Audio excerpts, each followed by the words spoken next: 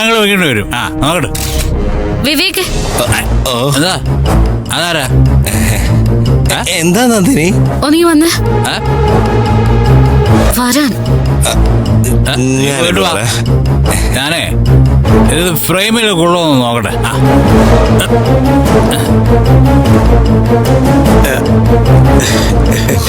സാറേ എന്താ? ഒന്ന് വന്ന്.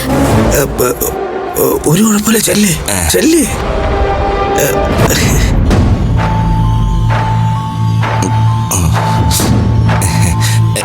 എന്താ നന്ദിനി? അല്പെങ്കിലും മനുഷ്യത്വമുണ്ടോ നിങ്ങക്ക്? എന്താ? ഈ കുടുംബത്തെ ഒരാൾക്കും ഇഷ്ടമല്ലാന്നിട്ട് പോലും 24 മണിക്കൂറും വിവേകിന്റെ കൂടെ നടക്കല്ലേ സൂര്യ സാറ്? ആ സൂര്യ സാറിനും സൂര്യ സാറിന്റെ കുടുംബത്തിനും ദോഷം വരുന്ന ഒരു കാര്യം ചെയ്യരുതെന്ന് വിവേകിന് തീരുമാനമെടുത്താൽ എന്താ? അല്ല നന്ദിനി, മിണ്ടിപ്പോരുത്. കൂട്ടുകാരനെന്ന വാക്കിന്റെ അർത്ഥേ കൂടെ കള്ളു കുടിക്കുന്നവനല്ല. എന്ത് വൃത്തികേട് ചെയ്താലും അതിൽ പങ്കു പറ്റുന്നവരും അല്ല. സ്വന്തം കൂട്ടുകാരനൊരു തെറ്റ് ചെയ്യുന്നത് കണ്ടാൽ അത് തിരുത്താൻ അറിയണം. അയാള് ജീവിക്കുന്ന കുടുംബത്തിന്റെ അന്തസ്സ് തിരിച്ചറിയാൻ പറ്റണം. നിങ്ങൾക്കൊന്നും അത് പറഞ്ഞിട്ടില്ല. നന്ദിനി, അവനെ ഞാനങ്ങനെ നോക്കിയിട്ടില്ലെന്ന് പറയരുത്.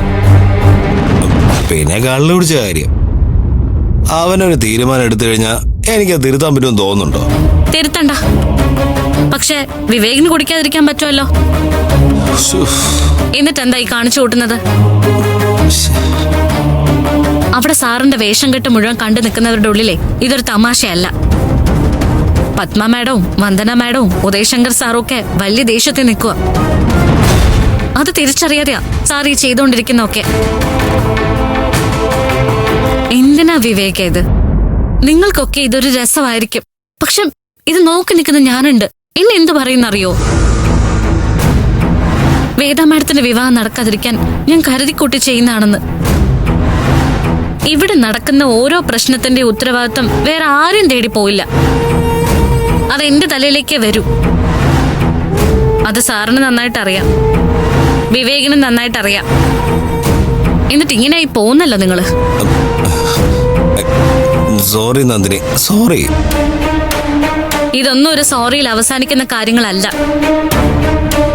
മനുഷ്യത്വം കാണിക്കേണ്ടടുത്ത് മനുഷ്യത്വം കാണിച്ചേ പറ്റൂ. അല്ലാതെ ഒരു സൗഹൃദവും എനിക്ക് മനസ്സിലാവില്ല. സൂര്യ സാർ അങ്ങനെ ഒരു തീരുമാനം എടുത്ത് ഇത് കൊളമാക്കാൻ തീരുമാനിക്കുമ്പോ വിവേകിനത് തടയാൻ പറ്റണമായിരുന്നു. ഓരോ ദിവസം വരുമ്പോഴും ആ ദിവസം എങ്ങനെയെങ്കിലും കഴിഞ്ഞു പോകണമെന്ന പ്രാർത്ഥനയേ ഉള്ളൂ. ഇത്രയും നാളും ഞാൻ സാറിനെ കുടിപ്പിക്കാതെ കൊണ്ടു നടന്നു.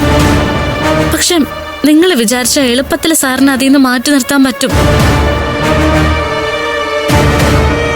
ആലോചിച്ച് നോക്കണം വിവേക്.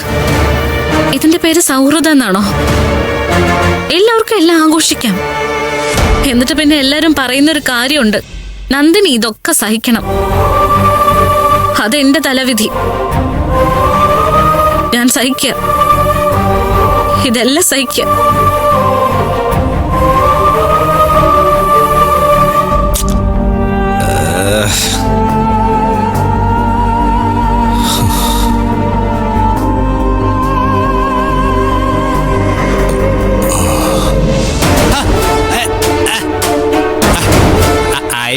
അയ്യേ ഇതെന്തോന്ന്?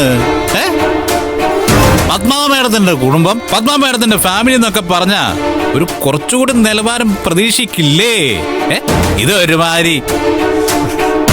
സൂര്യ, കുറച്ചു നേരമായിട്ട് ഞാൻ ശ്രദ്ധിക്കാം. കുറച്ചുകൂടി മര്യാദയ്ക്ക് സംസാരിക്കും. എത്ര നേരമായാ ഇതൊക്കെ സഹിക്കാൻ തുടങ്ങിയിട്ട്? ഇവനെ വിളിച്ചു വരുത്തണമെന്ന് ഞാൻ നിങ്ങളോട് 100 വട്ടം പറഞ്ഞു. ഇവൻ ഈ അപമാനിക്കുന്നത് ഇവിടെ ആർക്കും മനസ്സിലാവില്ലെന്നാണോ കരുതിയിരിക്കുന്നത്? അപമാനിക്കാണെന്ന് മനസ്സിലായല്ലോ അല്ലേ? സന്തോഷം.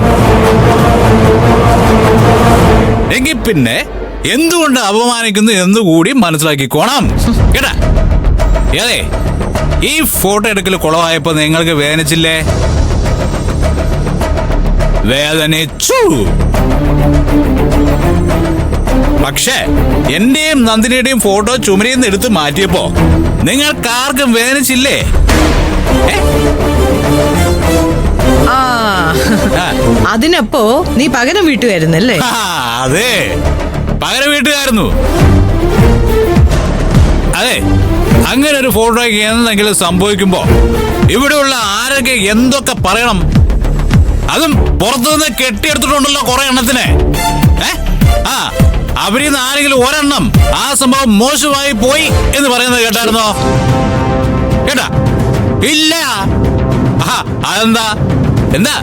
ആ അത് എന്റെയും നന്ദിനിയുടെയും ഫോട്ടോ ആയതുകൊണ്ട് മാത്ര. അപ്പൊ നിങ്ങൾക്കത് വിലയില്ല, എനിക്ക് നിങ്ങളെയും വിലയില്ല. അത്രേ ഉള്ളൂ. That's all.